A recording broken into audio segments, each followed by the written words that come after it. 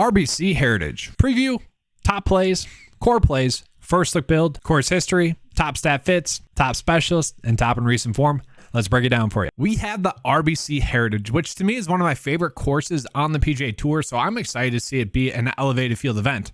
The weird thing is that we have a better field than what we had last week for Major, and that's kind of the weird issue really with these elevated field events, is that we are getting better fields than everyone's favorite Major, and it's just weird. But the RBC Heritage is going to be a fun tournament.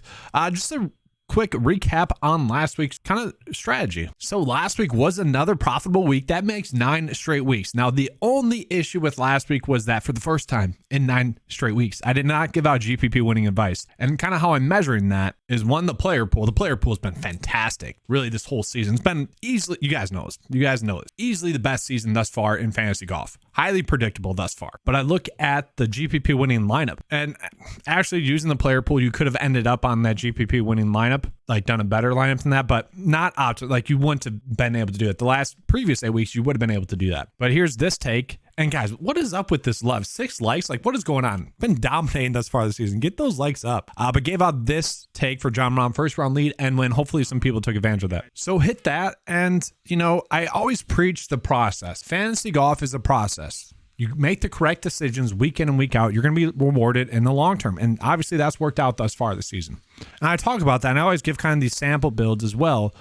Even though the player pool, like we had Corey Connors and a miscut, that is a play that you just always make. A stellar play that is clearly mispriced. I decided a while back that I'm going to lock in that top 10. Maybe it misses the cut, but it's not going to hurt you. You just always play the correct plays. Let the other people out there make the wrong decisions. And even Rory, like, unfortunate there, but you go through the lineup process, you end up on Sanjay, Connors, Xander, Finau, maybe Cantlay, Hovland, maybe Day, maybe Hideki, and you wind up with a profitable lineup. And so just another solid week. Very close to not being a good week, though. Let's make that clear, because Sanjay M had a par putt on 18, a 5-foot par putt that he ended up sinking. If he misses that, it's not a good week, but still, streak continues. Hopefully you guys have been able to take advantage of that. Now let's go ahead and get into the RBC Heritage. We can see last year, and guys, this shot still lives in my head. Like I mentioned it last week. Shane Lowry's bunker shot. Should have won last year. Seb Straka had a terrible shot as well going into the 18th hole. Like, Jordan Spieth, sure, he won it, but he was also gifted that victory last year. But as we can see, a lot of pretty decent players on the top end, playing well. This is a fun tournament, fun course, and hopefully we should be able to get some good results. So getting into the course overview here, we can see we got Pete Dye course design, and it is weird. Like, I marked it as a Parkland style course, but it's kind of got everything. And that's why I like this course. It's got a little bit of TPC in it, a little bit of a lot of Parkland, little links-y, little seaside-y, but primarily Parkland. But that's kind of the fun part about this course. It is a shorter track. It's a track that really makes you think about each shot. Bunch of water hazards in play. It's just a fun course. I'm excited for this. But because anyone can really go out and produce well, the winning stats are kind of skewed, I would say. Stroke gain approach, typically speaking, every single week, that should be one of the key stats. We just know that now. Maybe potentially good drive percentage. Birdie to bogey ratio is going to be key, though. Okay, and in this field, we are getting a high quality of player with the elevated field. Maybe these key stats are going to be a little bit different this week than they have been in the past because of that. I could see that happening. So let's go ahead and just look at which golfers had the best course history. So here we go. We're going to get into course history. Cameron Young finished 3rd last year, so obviously he's popping in as the best course history, but let's look at those golfers that have more than 2 starts. Cam Davis, 3rd and 25th. EVR, 10th and 21st. Matt Kuchar. He's going to be an interesting name because he has been playing well, and if you kind of want to talk about like game theory a little bit, or just golf theory, I guess, the Masters is a grind. It's a shot-by-shot grind. Maybe some of these players that didn't play last week are going to be players that we're looking at. Maybe like Ricky Fowler, we actually elevate a little bit. But Matt Kuchar, strong course history. 3rd, 18th, 41st, 2nd. Good stuff there. Brian Palmer, 8th and 28th. We go down to Webb Simpson, who's had really strong course history. 59th, 9th, 1st, 16th. Terrell Hatton, he's going to be an interesting name at that price tag. 26th, 39th, 3rd. JT finally folded, but he didn't play on the weekend, and he didn't have to really play through a majority of that kind of bad weather. And isn't that interesting? There's a lot of talk about the weather wave. And yeah, sure, like data-wise, it suggested that there was a tee time advantage. But at the same time, DFS-wise, there wasn't. Like if you played the weather advantage, you probably ended up on more Rory and more Corey Connors, which were the correct plays. But it probably ended up hurting you more than it helped you.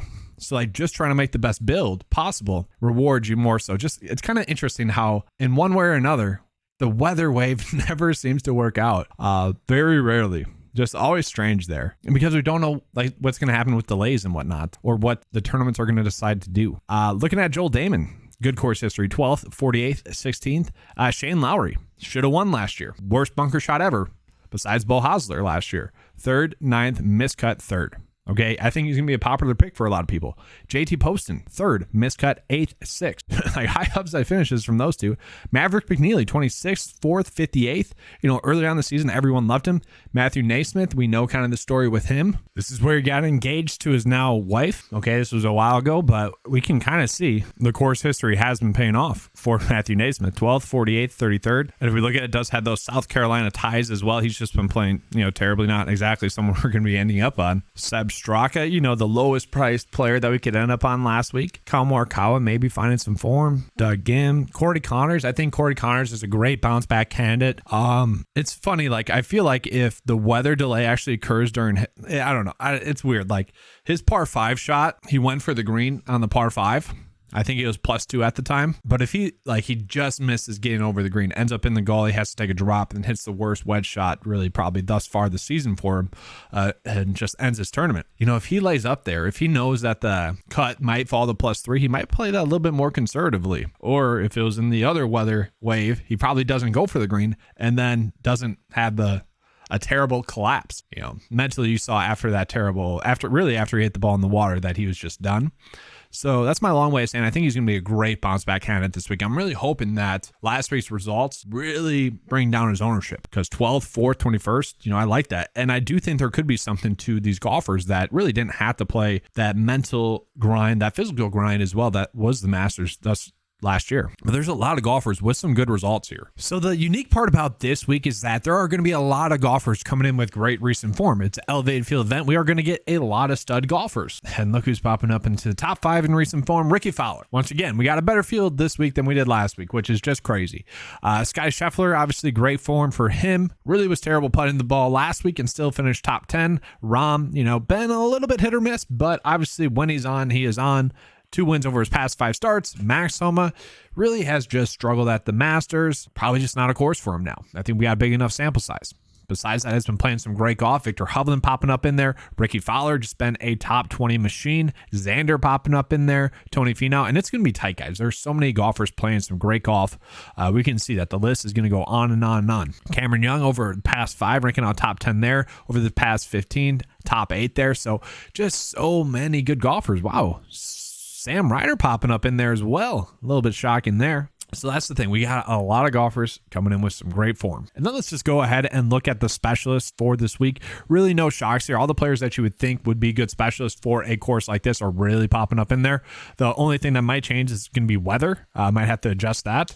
But what I find interesting is let's just go ahead and look at a very interesting data point, water hazard. Obviously, there are going to be a lot of water hazards in play this week. So let's just go ahead and look at average score. This is what this is looking at, or average finishing position on courses that have many water hazards. Okay. And maybe this is a stat that we can use as a 50-50 decision maker here, because it is definitely very interesting there. Maybe Wyndham Clark's someone that we end up on. Taylor Moore's been playing well. I mean, there's no real shocks here. Let's actually go ahead and look at the opposite of this. Which players struggle in these type of events? And the thing is, they are golfers that are just not that good at golfers at the moment. So really no shocks there.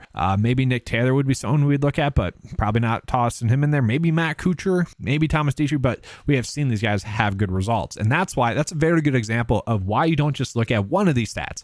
A lot of times people just look at like green stats. No, put all the specialist data into one. That way we get a good indication of which players we should actually be on. And then just real quickly, who are the top stat fits? Well, surprise, surprise, Scotty Scheffler, John Rahm, Patrick Cantlay, Max Homa, no shocks there. And so what I'm looking at, strokes gained total, as always, like that's always a key stat, right?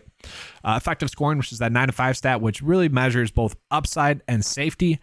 Strokes gained differential, just given this tournament, given the fact that it's going to be the best field that it's had thus far, I do want to still be looking at that. And strokes gained to green, like this is very much a course in which I would say it'd be a mistake to draw in on any specific stat. Now, good drive percentage, maybe ball striking, yes. Birdie to bogey ratio. That's all stuff I'm looking at as well. So now let's go ahead and get to the top plays in the high tier. So last week I said many times, if Sky Scheffler is coming in higher owned than Jon Rahm, and if Rory McIlroy is coming in higher owned than Jon Rahm by a decent margin, then we're getting in on Jon Rahm more and more. Obviously that paid off. Now I'm not exactly saying we're going to have to do that this week, but I will say if one of these two are going to be higher owned than the other, then we want to be on the other one. I don't see that happening. I would say these two players are going to be the top players in the field, and the data says that as well. They're 1 and 2 in the model, obviously, okay?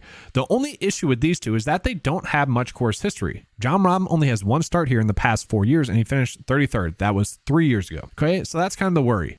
Then we look at Jordan. Yeah, Jordan had the victory here last year, but once again, he kind of fell into that victory. Sure, you could say, 76 and 66, probably that should be a little bit tighter than it was. And he could, he's been playing some good golf. 9th best recent form in the field, 9th best specialist. Like he could go out and win this weekend, would be shocking.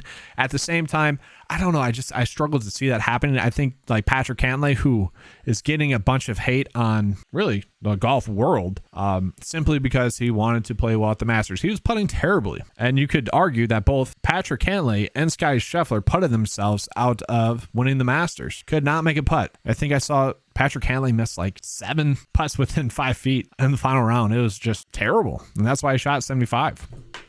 There were not good vibes going between that Hovland and Cantlay group. There just weren't. But Patrick Cantlay at this tournament, 2nd miscut and 3rd. So when he's been on, he has been on. And this is a course that fits him very well. Now he is coming in as a high price point play, but he's the 4th best pick in the 9-to-5 model. Really, the only worry is that one miscut that he had at this tournament 2 years ago. Besides that, 7th best stat fit, 2nd best stat fit, and 8th best recent form in the field. Cantlay is going to be one of those players that maybe price point wise is a little bit more difficult to get to, because I do think we could do a very solid fair and balanced lineup, but he is a play that does make a lot of sense. And then Victor Hovland, it's funny, like the week went exactly kind of how I expected for Victor Hovland. He was one of the most mispriced players, a very top-notch play, but like I was never like he's gonna win this, never thought that. But Victor Hovland, 21st place finish at this event 3 years ago. That's his only course history. Besides that, he's coming in top 10 or better in 3 out of the 4, key metrics, key stats I'm looking at. And metrics wise, we look at specialist ranking 3rd, we look at course history 9th, we look at stat fit top 5, and we look at recent form top 5.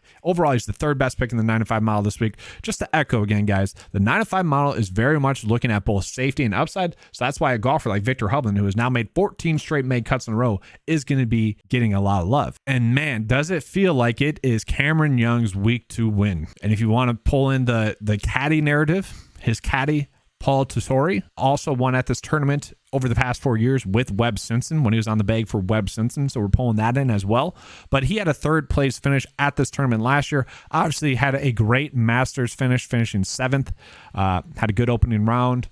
Really looked sharp for the most part. Players Championship, oh well. But obviously, Dell Technologies Match Play Tournament, 2nd place finish there. Just some great golf. So 3 top 10 finishes over his past 4 starts on the PGA Tour. Like to see that. He's a top 10 specialist, has made 14 straight cuts in a row now. 13th best stat fit, coming in as a top 5 pick in the 9-to-5 model. He is going to be someone that I think we're just going to be looking at a lot this week. I'm assuming he's a popular outright bet because it's just, man, he's due, right? He is just due for a victory. I could definitely see that coming together this week for victory for Cameron Young. And then from there, you guys know I love me some Xander Schauffele. Tony Finau is coming in as a top 6 pick as well. The issue with this week is that I do kind of want to be chasing these guys that have good course history. And it's not like they have bad course history. They made the cut. But, I do think familiarity will be a beneficial thing for some of these golfers. So maybe that's like a 50-50 decision maker. And so I do find it tough to end up on some of these guys. So let's go ahead and get into the mid-tier. So mid-tier wise, I do think Justin Thomas just makes too much sense this week. He didn't have the mental grind of last week of the 3rd and 4th round. That could be very beneficial this week. Course history wise, 35th and 8th. Okay.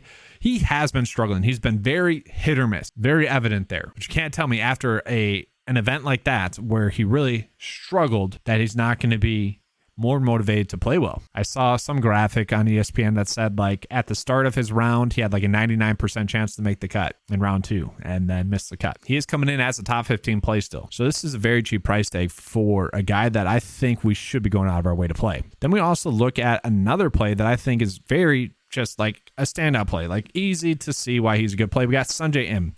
Now, Sungjae Im in his first 2 starts at this tournament had 2 straight missed cuts. Then from there, since then, he's went 13th 2 years ago and then 21st place finish last year.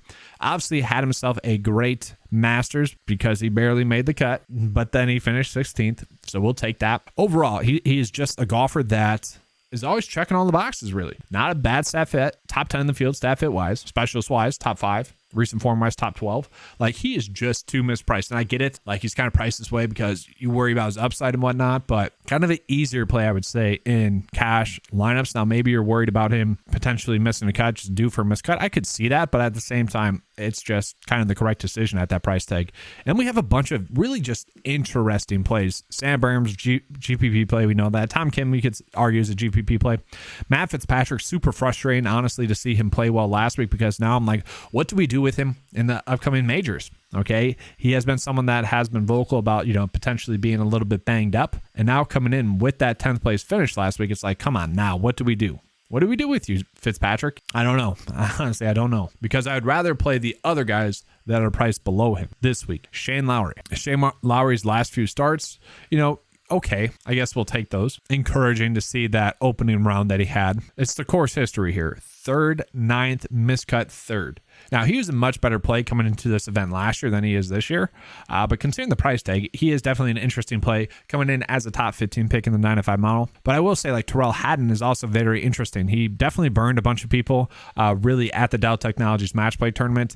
He said that his wrist wasn't really hurting him after the first day at the Dell Technologies match play tournament. Tough to say if it was or wasn't. Missed the cut the Valero Texas Open, and then he had a okay Masters. Made the cut. Prior to that, he had some good results. We look at the course history here, 26th, 39th, 3rd. So Hatton is definitely an interesting play. But do we have to play him? I don't know. Like, it's definitely a week in which seems more studs and dudsy, because I would say there's just uncertainty in this range. These are all really good GPP plays, not really safe cash plays. So let's go ahead and get down into that mid-tier price point tier, low-tier price point tier, apologies. So yeah, Corey Connors is going to be someone to me that's going to be very difficult not to like this week. Missed the cut at the Masters. Oh well. Maybe he's just putting too much pressure on himself to produce in these higher caliber tournaments this season.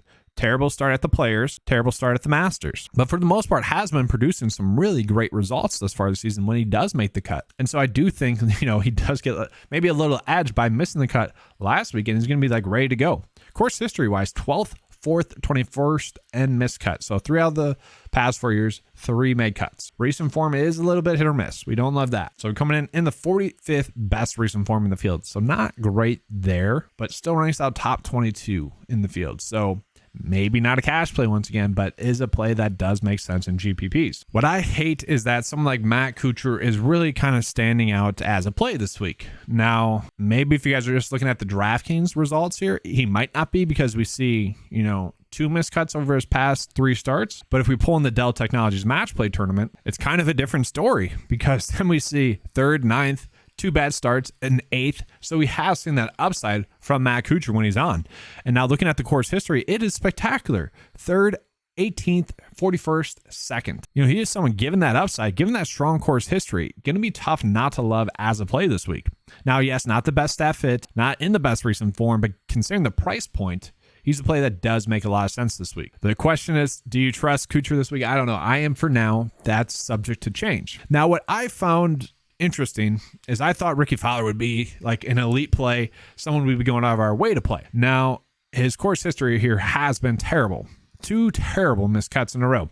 Now, I would argue that Ricky was a different golfer then, much better golfer now, and we can see that with the recent form. But that's kind of the interesting part about this week. We have a lot of great GPP plays, kind of a lack of cash plays as it sits right now. We're going to progress throughout this video. We'll find some more, but like Ricky, great stat fit. Top 15 in the field, specialist-wise, 36th in the field. Course history, 105th. in the field. So that is definitely the worry.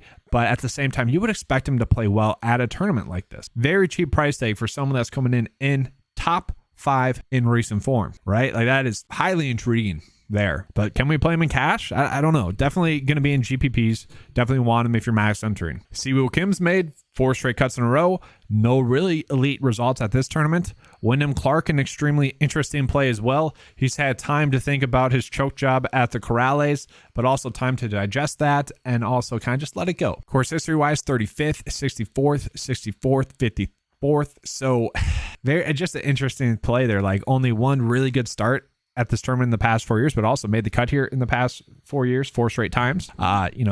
Been playing some very solid golf. 6th, 5th, 27th. I mean, those are some great results. He's someone kind of given the price tag I do think we can end up on, and I don't think many people are going to be excited to click on him. Now, once again, my model is very much concentrated on both safety and upside. So when a guy has made 4 straight cuts at a tournament and also hasn't had a missed cut in forever, he's going to be ranking out really well.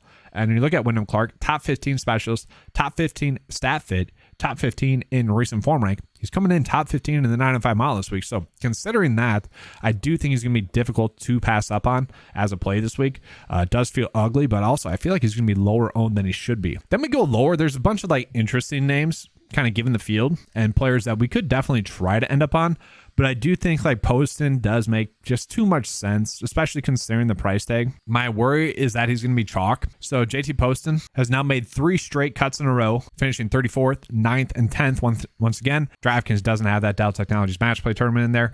Looking at the course history, 3rd miscut, 8th, 6th. So when he has played well at this tournament, he has played extremely well. And given the fact that he has 2 top 10s over his past 3 starts as well, that's intriguing to me. So yes, the form prior to that, a little bit more hit or miss, but we have seen some upside finishes from him. He is someone that, I think long shot wise, outright wise, does make a lot of sense. Considering the price tag, considering the nature of this slate, that we might be wanting to go more of a studs and duds approach. I think JT Polzin does make a lot of sense this week. Then from there, like Matt Wallace, definitely an interesting click as well. Obviously coming in with some pretty strong form. 28th, 1st, 7th. Course history wise, 18th, 64th, and miscut. Just more of a shoulder shrug play. I feel like if you're closing out your builds and you end up on him, you're fine with it. Yeah, Seb Straka, he definitely made an interesting decision at this tournament last year on the 18th hole. Kind of felt like he kind of gave it away, but he is someone now that has made 3 straight cuts in a row. Course history wise, 3rd last year, 59th, 33rd. It wouldn't be shocking to see him have a good week.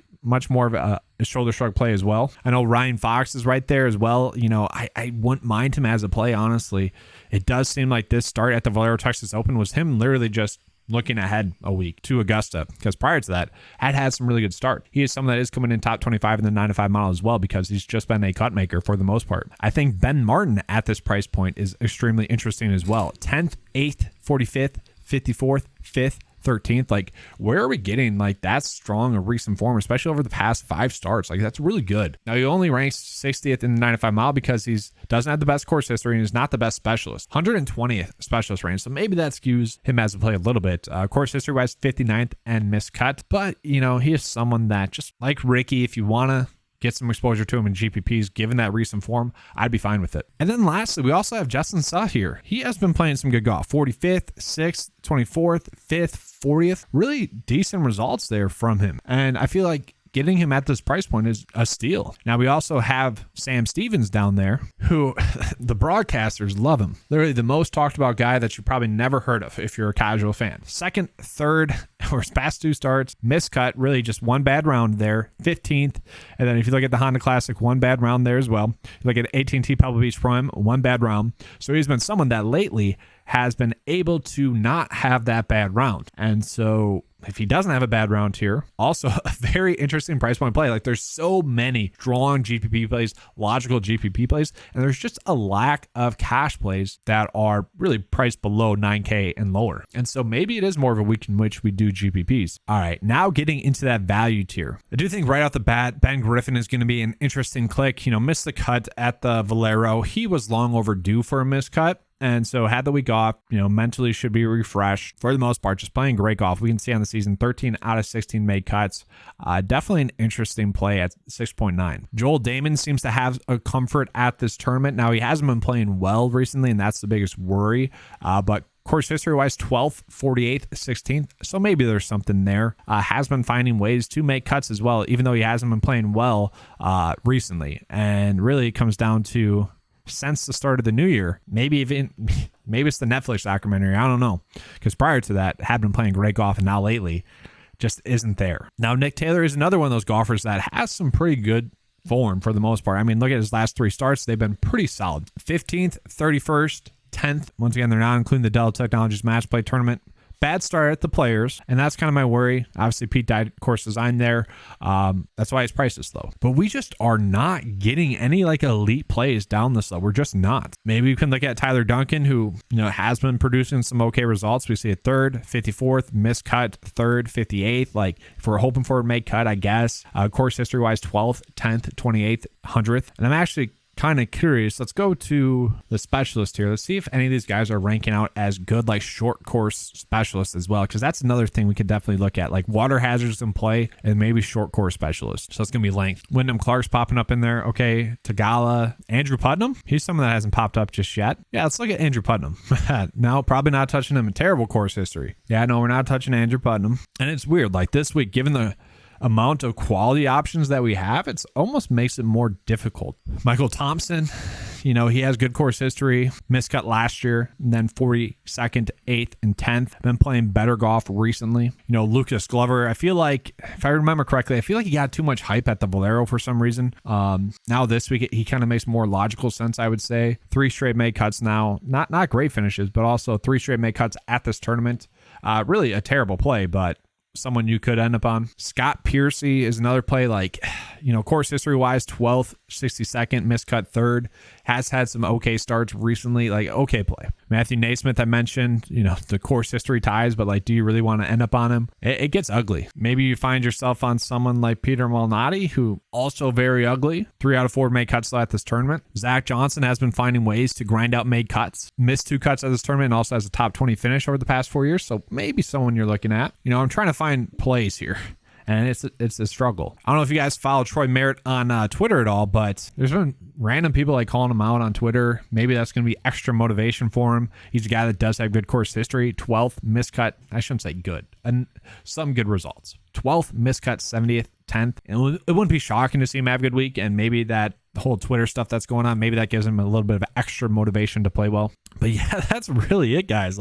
Holy, it's a rough week. It is a rough week in a cash scenario. GPP wise, there's a ton of routes that we can go. So let's go ahead and get into the core plays. I'm kind of getting double dipped a chip here. I feel like, don't get me wrong, John Rahm, Scottie Scheffler, both players you can end up on. For me, I feel like a core play is someone you can easily go out of your way to play. And so for me, I kind of feel like it's both Victor Hovland and also Cameron Young. I expect Victor Hovland to be able to go out and play well at a tournament like this. Are we expecting winning upside? Maybe the upside for around a winning finish, but I don't see him winning an event like this. It's too good of a field. And I don't know if he has the mental fortitude to win an event like this. But at the same time, I do think we're going to get good results from him. 3rd best specialist in the field, top 10 in course history rank, but that's with 1 start 2 years ago. Top 5 stat fit, top 3 pick in the 95 mile. It's going to be tough to avoid him. And then also Cameron Young. It just feels like it's coming together for him. Now, he has had really 2 straight events now that were just mental grinds, physical grinds as well. Dell Technologies Match Play Tournament, and then also the Masters. He was firmly in contention. Didn't convert both those weeks, but this feels like if he brings his game that he has been bringing the last 2 weeks, he's going to find himself obviously in contention again, but I feel like he would get it done this week. 3rd place finish at this course last year. Just feels like this is the week in which everything comes together. So I might be finding myself more on Cameron Young. And then from there, I typically don't like to make a guy that has 2 missed cuts over the past 4 years at core play, but with Sunjam, I do like the fact that he was able to make the cut in his last 2 starts here, and they are good finishes, 21st and 13th. And if we look across the board, it's those 2 starts that are really the worry with him. Other than that, just a spectacular play. Top 5 specialist, top 12 in recent form, top 10 specialist, top 10 play in the 95 mile. Given the price point, he does seem like a safe play that should be able to make the cut. And now, once again, I do not like to make a core play when really it's kind of my 3 rules of 3 and 30. I want to see at least 3 make cuts at the tournament over the past 4 years. I want to see at least 3 make cuts on the PGA Tour in a row. And I want there to be at least a top 30 finish. So with Matt Kuchar, it's much more of a risk reward type play. We have seen the upside finishes be there for him. 3rd, 9th, 2 miscuts, 8th, which is just weird.